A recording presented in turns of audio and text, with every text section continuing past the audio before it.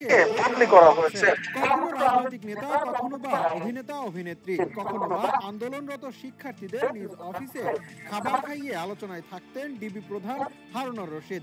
এ নিয়ে সমালোচনার মুখেও পড়েছেন বহুবার, তবে এবার রক্ষা হয়নি। সমালোচনার মুখে বদলি করা হয়েছে এই পুলিশ কর্মকর্তাকে।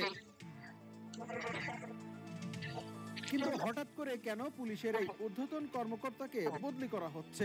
জানা গেছে, সম্প্রতি কোটা সংস্কার আন্দোলনকে ঘিরে সমন্বয়কদের হেফাজতে নেওয়ার পাশাপাশি তাদের খাওয়ানোর ছবি ফেসবুকে প্রকাশ করে সমালোচনার মুখে পড়েন ডিবি কর্মকর্তা হারুন। এমন ঘটনাকে জাতির সঙ্গে মশকরা বলে মন্তব্য করেন উচ্চ আদালত। এরপরই 14 দলের বৈঠকে প্রধানমন্ত্রীর সামনে আলোচনা হয় বিষয়টি।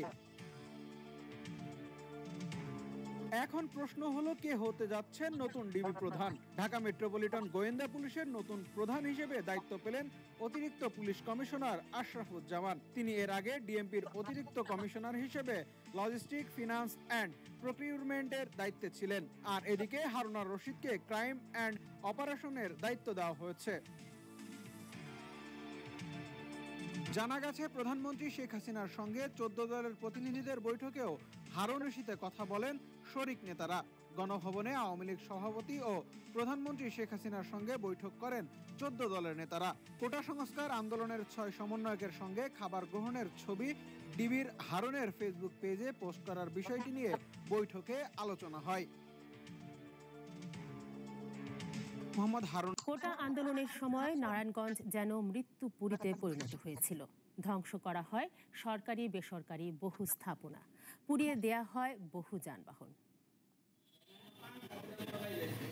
কোটা সংস্কার আন্দোলনের নামে নারায়ণগঞ্জ শহরে চালানো হয় হামলা, ভাঙচুর, লুটপাট ও অগ্নিসংযোগ। 19 জুলাই বিক্ষোভকারীদের সাথে পুলিশের ব্যাপক সংঘর্ষ হয়। এক পর্যায়ে জালকুড়ি এলাকায় শিল্প পুলিশকে পানি পান করান এসবি স্টাইল কম্পোজিট নামের পোশাক কারখানার শ্রমিকরা।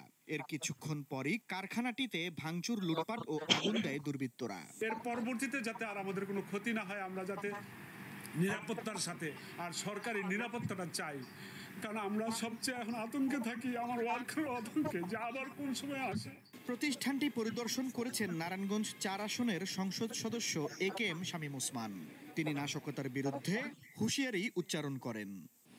$1 মিলিয়ন $1.5 মিলিয়ন মাল পুড়িয়ে দিয়েছে, 26টা এসি বাস পুড়িয়েছে, আওয়ামী লীগের বিষয়ে হামলা করেছে। ওদের সমস্ত আস্তানাটা ছিল এই সাইনবোর্ড এলাকায়, এবং এটা নারায়ণগঞ্জের লোক না, সারা বাংলাদেশ থেকে এসে ওখানে জমায়েত হয়েছিল শিবিরের ক্যাডাররা, জঙ্গিরা। সো যারা যারা জঙ্গিদেরকে আশ্রয় দিয়েছে এবং এই ঘটনাগুলি করতে সহযোগিতা করেছে, আমরাও তাদের। নির্বাচনে গেলাম না, 12 কোটি টাকা আমার অফার দিয়েছে, স্বরাষ্ট্রমন্ত্রী বাসায় নিয়ে গেছে, তারপর আমি কেন নির্বাচনে গেলাম না? শেখ হাসিনাকে নিয়ে গালিগালাজ করি, বক্তব্য দেই সরকারকে নিয়ে। এই কারণে আমাকে যারা ছাত্রলীগপন্থী অফিসার, তারা ইচ্ছা মতো ফুটবলের মতো, আমি একটা ফুটবল ডিবি কার্যালয়, আমি একটা ফুটবল ছিলাম, এইটুকু আপনাদেরকে বলি। এখনো যদি আমার প্রস্তুত শরীর, এই যে দাগ এখনো এই শুকায় নাই, এই এখনো শুকায় নাই। আপনারা একটু এইটা তো বলেন, অন্তত রিমান্ডে যে কারেন্টের শক দেয় এবং সিনিয়র জুনিয়র নাই, চর থাপ্পড় গরুর মতো হাত পাও বাইন্দা পিটাইতেছে, বারবার রিমান্ডে নিলে আরো টর্চার করবে। আপনারা আইনগতভাবে বলেন, রিমান্ডে নিলে যে রিমান্ডের যে নির্দেশনা, যে একজন ম্যাজিস্ট্রেট রিমান্ডে একজন ম্যাজিস্ট্রেট যে উপস্থিত থাকা অবস্থায় যে কথা বলবে, সেইভাবে ব্যবস্থা করতে, টর্চার করে সবাইকে ব্যাপক মাত্রায়, যেন রাজনীতি না করে। অনেকের কাছে মুসলেকা চায়, মুসলেকা। বাংলাদেশের মুক্তিযুদ্ধ নেতৃত্ব দানকারী বাংলাদেশের প্রথম প্রধানমন্ত্রী তাজউদ্দিন আহমেদ এবং সৈয়দ জোহরা তাজউদ্দিনের সন্তান, এবং আমি নিজেই একজন রাজনীতিবিদ হিসেবে আমি 2 টার্ম বাংলাদেশ সংসদের সদস্য ছিলাম, স্বরাষ্ট্র প্রতিমন্ত্রীর দায়িত্ব পালন করেছি, এবং এখন আমি একজন সাধারণ নাগরিক। আমি আজকে এই ব্যাকগ্রাউন্ড এবং একজন সাধারণ নাগরিক হিসাবে আমি ডিবি অফিসে এসেছি, কারণ আমি বাংলাদেশের সকল মানুষের মতোই বাংলাদেশকে নিয়ে উদ্বিগ্ন বোধ করছি।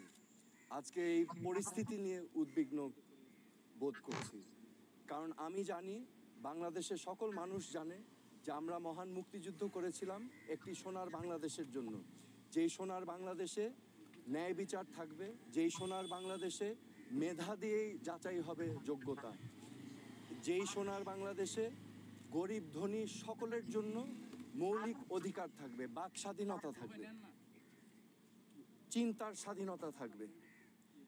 আজকে আমি মনে করছি যে আমাদের সকলেরই এই অধিকারগুলো ক্ষুণ্ণ হচ্ছে মারাত্মকভাবে।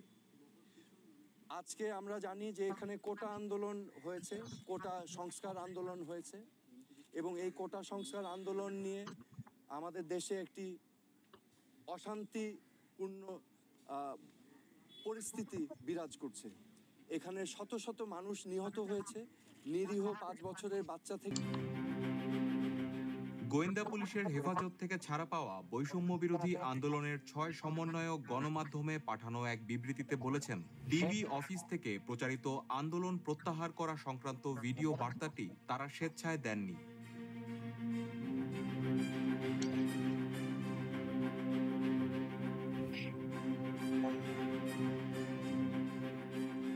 তাদের জোর করে খাবার টেবিলে বসিয়ে ভিডিও করা হয়েছে, মিথ্যা বিবৃতি দেওয়ানো হয়েছে।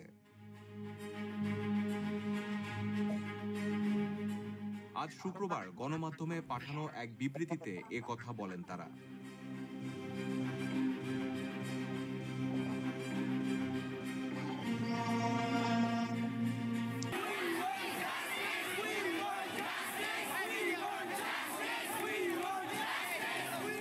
বৈষম্য বিরোধী ছাত্র আন্দোলনের প্রার্থনা ও ছাত্র জনতার গণমিছিল কর্মসূচির ডাকে সাড়া দিয়ে শাহবাগ, রামপুরা ও সায়েন্স ল্যাবের আশেপাশের এলাকায় পথে নেমেছে আন্দোলনকারী শিক্ষার্থীরা।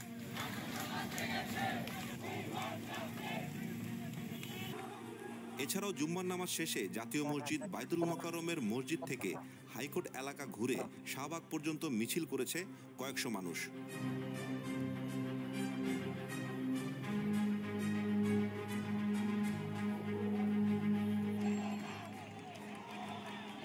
পূর্ব ঘোষিত এই কর্মসূচির সামনে রেখে ঢাকার বিভিন্ন পয়েন্টে বিপুল পরিমাণের আইনশৃঙ্খলা রক্ষাকারী বাহিনীর সদস্যদের মোতায়েন করা হয়েছে।